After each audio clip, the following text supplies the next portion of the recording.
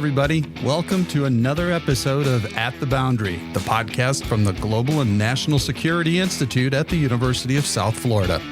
I'm Glenn Beckman, Communications Manager at GNSI, and your host for today's At the Boundary.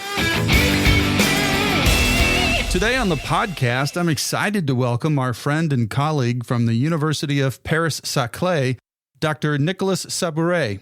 Paris-Saclay is the leading cybersecurity institution in France, and he'll be talking with our own Dr. Tad Schnaufer about the upcoming Transatlantic Forum on Cybersecurity happening on June 23rd. That's today on the podcast, and more on that in a minute. Our latest GNSI newsletter published last week. If you are subscribed, we wouldn't need to tell you that. So if you're not, we invite you to subscribe. We publish the first Wednesday of every month. Be that as it may, this month's issue is filled with great research. Doctors Jonathan Schroden and Frank Hoffman each wrote pieces for us. Schroden tackled the future of U.S. foreign policy in Afghanistan in a decision brief, while Hoffman offered up an analysis of U.S. defense spending, leading off with the quote, "You can't defeat tomorrow's enemies with yesterday's budgets," and it only gets better from there. Check them both out on our website, and we'll also drop links in the show notes. There's all sorts of great information in the newsletter this month, including updates on our call for papers on maritime security, the latest episode of What's Really Happening, and a bunch more. And if you're interested in getting it in your inbox the first Wednesday every month, you know what to do. We also want to mention the latest episodes of our GNSI video series. Both episodes were posted on our YouTube channel last week. The first video features Dr. Golfo Alexopoulos, a GNSI senior faculty fellow and the director of the USF Institute for Russian, European, and Eurasian Studies, IRIS. Her guest on the episode is Peter Pomerantsev, a Soviet-born British journalist, author, and TV producer. He's also a senior fellow at the London School of Economics. The two of them discuss his book, How to Win an Information War, The Propagandist Who Outwitted Hitler. It's pretty interesting stuff. The other video features a very cool conversation between two of the students from the Future Strategist program and Dr. Matthew Ford, an associate professor at the Swedish Defense University in Stockholm.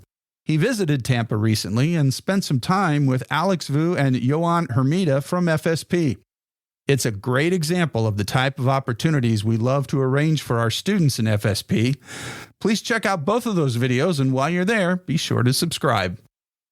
All right, let's move on to our big conversation today, which is talking about the upcoming virtual event we have on June 23rd.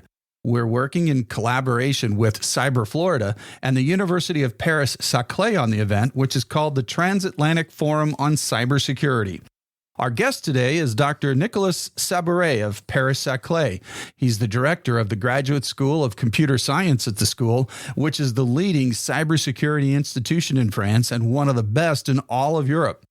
He visited Tampa a couple of years ago when he spoke at the St. Petersburg Conference on World Affairs, and that visit sparked a relationship between GNSI and Paris-Saclay, which is culminating in this live stream event on June 23rd.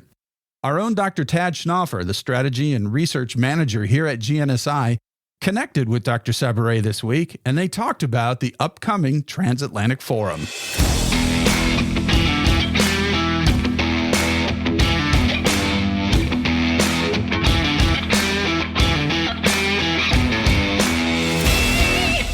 Well, thank you for that wonderful introduction. Nicolas, welcome to the podcast. Thank you, Ted. Nice to meet you. Yeah. I'm Nicolas Sabouret. I'm the director of the Graduate School of Computer Science here in Paris-Saclay University, and I'm very happy to be part of today's podcast.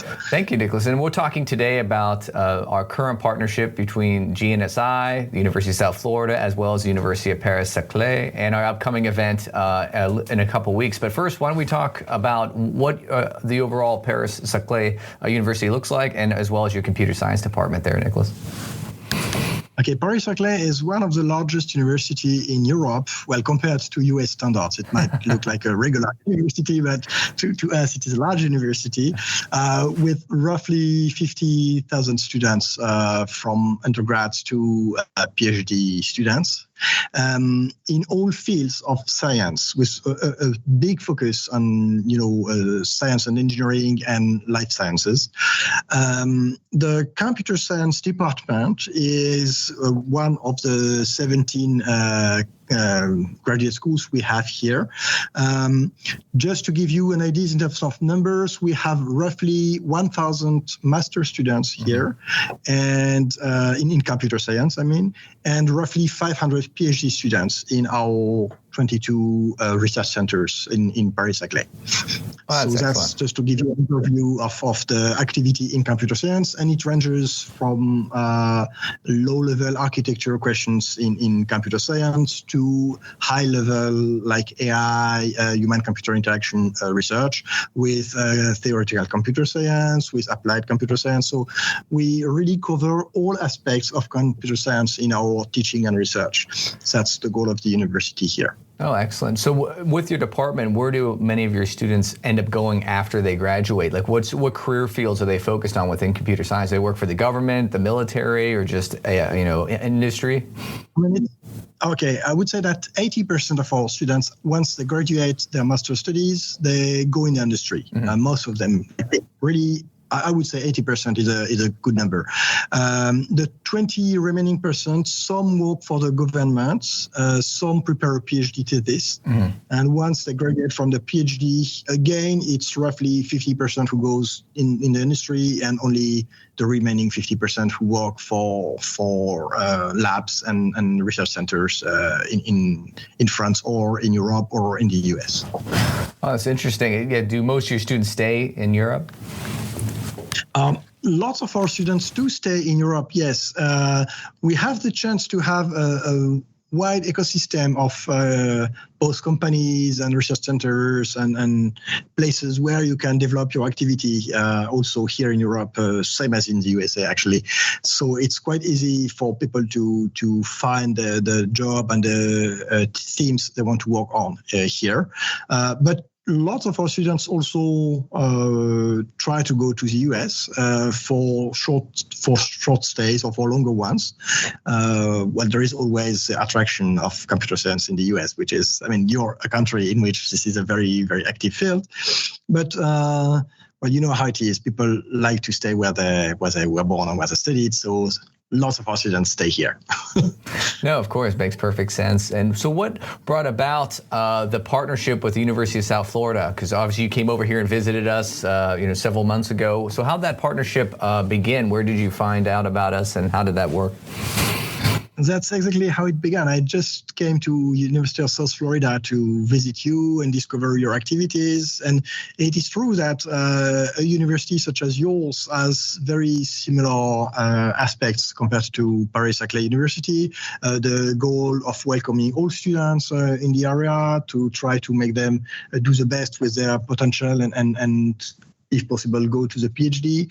So I found that there are very close relationships that were possible between the two universities. And when I met GNSI, it struck me that you had this research center on global and national security that was something very pluridisciplinary, with a very specific theme that we were not working on that much in Paris-Saclay. We do have researchers in cybersecurity, many of them, and you're going to meet some of them in a couple of weeks. But for having this approach, which is a general approach combining different disciplines on security, is something that we did not have in Saclay, and we do not have in Saclay for now.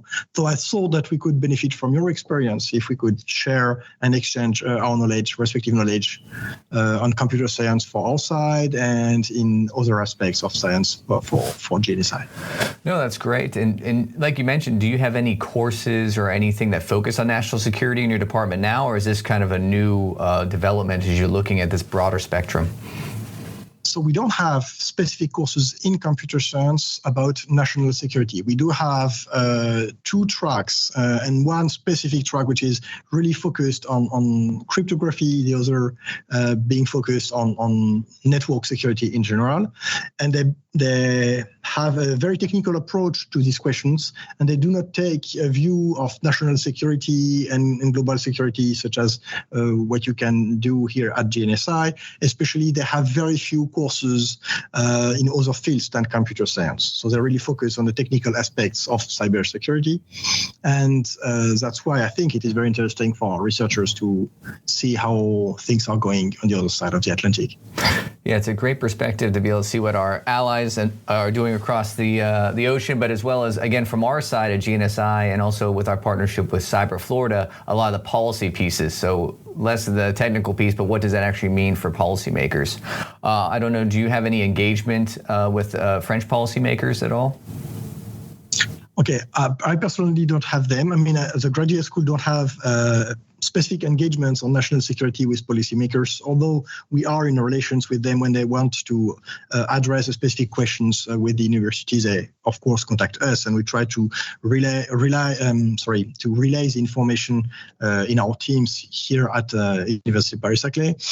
But some of the speakers for next week or for the couple of weeks do have contacts with policymakers and with active representatives of the governments on these questions. Yes. Sure.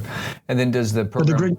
Okay. It goes beyond. That goes way beyond the. Sorry for interrupting. Mm-hmm. That goes beyond the attributions of the graduate school to have those contacts. We really try to make our labs, our research centers, work with the government directly, not through us, because it's more efficient if they are part of it. Right. You guys are really focused on the research piece and the technical aspects. Exactly. Now, do you have any courses that also talk about, when you talk about cybersecurity, but also like the criminal aspect of it, or possible the nefarious actors aspect of computer science, or the bad side of it if a bad actor was using it? Well, it's not a specific course on it, but it's true that in our different modules, our teachers try to give concrete examples to the students, and in which, of course, they speak of all aspects of cybersecurity, but we do not have specific courses with such content. Do you have such content here in GNSI? So GNSI ourselves, we don't host courses, but through our partnership with the Cyber Florida, as well as the School of Information here at USF, we do have some courses on that. Our criminology department actually has some cybersecurity courses that look at the criminal aspect of online security, so making sure you have strong passwords, those type of things, but also what they can do to hack, whether if it's a banking website or a government website. And then our College of Engineering and our new college, the Bellini College of AI, will also have some aspects of the computer science security piece. So we actually, so we have a very expansive technical piece. Yeah, that is very interesting, and that's the sort of thing I would love to develop here at Paris-Saclay. This interdisciplinary approach to security. Yeah, so we have it across the disciplines here, and again, it's great to also have it have that other international perspective as well. And that's the great thing about this partnership. In addition, as we start looking at our event in a couple weeks, what are some of the big things you think we'll take away from that? So when we talk in 2 weeks or so. From my side, what I really expect to take away from this meeting is new approaches to security that is less technique-centered. In Paris-Saclay, as I told you, we really focus on the technical aspects of security in both our cryptography and computer and network security courses. And I think we would benefit from exchanging with researchers who have a larger view, with policymakers, with as you say, different researchers in different disciplines that are not taught in our masters here. So that's what I hope my colleagues in security here will be able to take away from this meeting. That's also what I hope our students will see, that they will be able to discover that beyond what they were taught in their courses, there is an approach to security that is wider than just a computer science approach that they know of. Yeah, because we see within security, computer science is becoming almost omnipresent. It's everywhere. So whether you're talking about energy infrastructure, trade, I mean, there's obviously computers involved in all of that. But if you're able to somehow attack a computer system, you can really shut down a lot of a nation's operations, whether if it's infrastructure or trade. Yes, I agree. And that's why I hope the people on your side will maybe take away from the discussions that there is an expertise also here in Europe in cybersecurity with the, as you say, the broad approach to cybersecurity, which means that any computer system needs to be protected and in some way. That maybe might be useful in terms of exchange of practices between the two countries, which I'm sure have different approaches to cybersecurity. Absolutely. We're definitely looking to see about that, different approaches. And again, marrying up our technical experts here at the University of South Florida, as well as the technical aspects, like I said, that you guys specialize in, and then moving towards that policy. So how do we take that technical expertise, actually get it in front of the policymakers, the ones that are going to implement the change, hopefully the changes. The problem is you have to convince the policymakers that it's worthwhile. And that's one of the things we'll hopefully be able to do with our discussion in a few weeks. If you could, Nicolas, would you highlight a couple of the speakers that we have coming in from Paris-Saclay in a couple weeks? Just any of the few that you'd like to highlight. We have obviously a number of great speakers, but I don't know if there's one or two you'd like to highlight. From Paris-Saclay, I would like to highlight at least one speaker, Sylvain Conchon, who is expert in cybersecurity and will talk in the third panel, if I'm right. Right. I want to highlight him because he is going to be my successor at the Graduate School of Computer Science. So I think it is very interesting that he will be part of this event, not only as a speaker, but also as one of the very active members of our research activity and teaching activity here in Paris-Saclay in the future. So I'm pretty sure that he will continue to develop the partnership with South Florida in the next years. So Sylvain Conchon has a background in formal, what we call formal methods and dependability, which is model checking and verifying systems through abstracts and formal models in computer science. And based on this expertise, and also sometimes he has spent in the industry, so he has this rare skill in Europe, at least in France, of knowing what academic research is, but also knowing what the world of the industry is. And with all this experience, he has developed a partnership with the French National Police to propose dependability methods that can be used for security and cybersecurity in the police systems. So I think that's very interesting in terms of experience for the approach we have on global and national security here. Oh, that's going to be an excellent contribution to the discussion, undoubtedly. So let's just talk briefly about each of the panels, what the topics in general they're going to talk about, letting our audience know so they can, again, get a little bit of insight on what we can expect in a couple weeks. So panel 1 is going to talk about formal models, formal computer security models. So what's that going to discussion going to look like? Well, when you design a computer system, one difficulty is to try to make sure that the system will work as it is supposed to. Mm-hmm. And to do so, we use what we call formal models, which is mathematical models based on logics.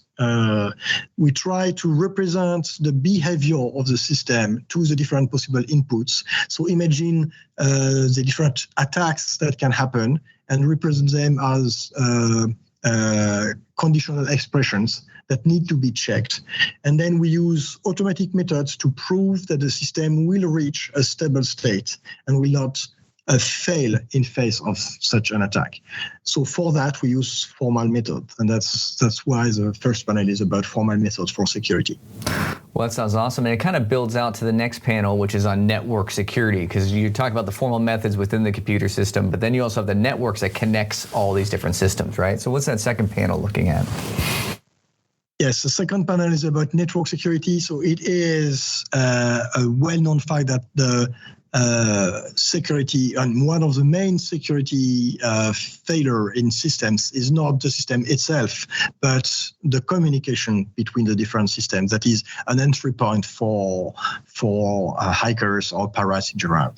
And so it is very important that the network system also is secure, that the communication remains private and cannot be altered and cannot be entered through, cannot be used as an entry point to the system. So all these questions of making the system communicate properly and still being secured and sound and safe, that's part of the network security. That is one of our theme for the conference.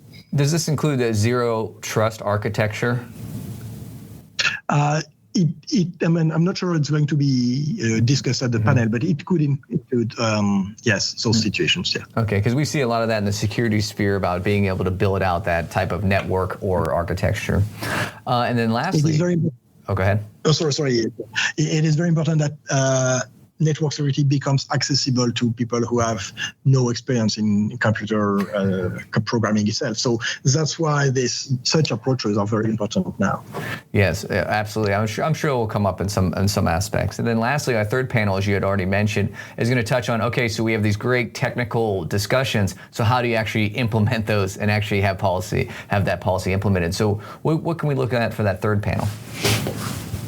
Well, I think what people should expect from the third panel is interesting experience from people who went from the technical aspects to the policymakers and tried to have the theoretical computer science models be actually implemented in practices, in systems and in real situations. And then you face a difficulty that is often unexpected by researchers and engineers in engineering sciences, which is that you designed a very precise model that should work in all situations, and then the users arrive, and then it doesn't work as it was supposed to. So that's the confrontation between all the things that we teach in our courses and all the practical tools that people design, and how it comes to reality when you try to have it work in real situations. And that's going to be a very good experience, I think, to hear of. Sure, and also this technology is expanding and developing so rapidly, it's almost hard to keep pace. You develop a program, you implement it, by the time you implement it, there's already a new level of coding or technology that's already come out. So how do you get ahead of it? I think you don't. I think you keep running after the train, which is going faster and faster. Right. But I mean, that's okay. That's part of the interest in the job. I mean, what we like, I think, in computer science is that we are never bored in our work. We continuously learn new things. Right. I mean, people would have said a few years ago that AI was, a closed problem and that we would never do, artificial intelligence systems that could be able to be efficient in the domain of security. And we see nowadays how AI modified the field of security, and people are running after that. And the next step, I don't know which one it will be, but it's sure there will be a next step in a couple of years. Well, undoubtedly, computer science is certainly not a boring subject. There's constant evolutions. I don't know if you have any other comments you'd like to mention before we sign off here today.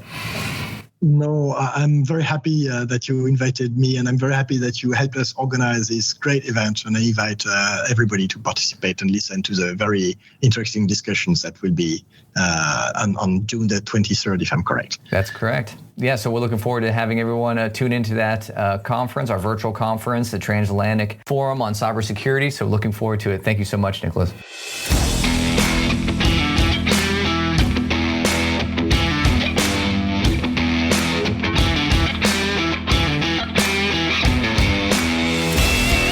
What a great discussion today between Dr. Nicolas Sabouret, the director of the Graduate School of Computer Science at the University of Paris-Saclay, and Dr. Tad Schnaufer, strategy and research manager here at GNSI. We're working with Dr. Sabouret's team, along with our colleagues at Cyber Florida, to present the Transatlantic Forum on Cybersecurity on June 23rd. Registration is open for the live stream event, so check it out. On next week's episode of At the Boundary, our guest will be Dr. Mark Luther, an associate professor of physical oceanography here at the USF College of Marine Science. where he's the director of the Ocean Monitoring and Prediction Lab. He's also heavily involved around the world in research involving deep sea mining and deep sea critical minerals and resources. And that's what we'll be talking with him about next week. Thanks for listening today. If you like the podcast, please subscribe and let your friends and colleagues know about it. If you're listening and watching this on our YouTube channel, and we know some of you are, we invite you to try us out on your favorite podcast platform. We're on Apple Podcasts, Spotify, Overcast, all the major players. That way you can take At the Boundary with you all the time. Also, be sure to check us out on our socials. We're currently on LinkedIn, X, and YouTube. We'd appreciate a like, follow, or subscribe while you're there. That's going to wrap up this episode of At the Boundary. Each new episode will feature global and national security issues we found to be worthy of attention and discussion. I'm Glenn Beckman. Thanks for listening today. We'll see you next week at the Boundary.